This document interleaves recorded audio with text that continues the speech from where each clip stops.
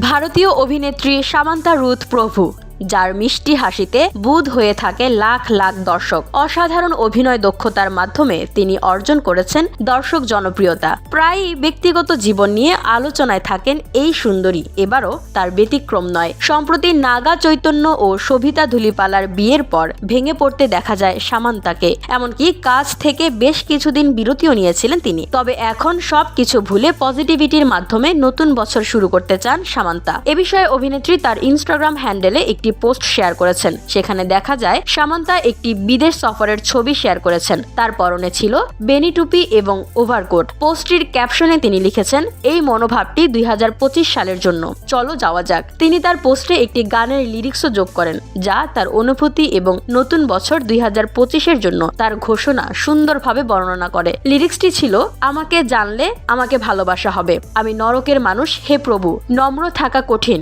তবে আমি আমার সেরাটা দিয়ে চেষ্টা করছি। এখান থেকে স্পষ্ট যে অভিনেত্রী নতুন বছরটি অনেক পজিটিভিটির সঙ্গে শুরু করতে চেয়েছেন। সামান্তাকে সবশেষ দেখা যায় ওয়েব সিরিজ সিটাডেল হানিবানিতে বরুণ ধাওয়ানের বিপরীতে অভিনয় করেন তিনি।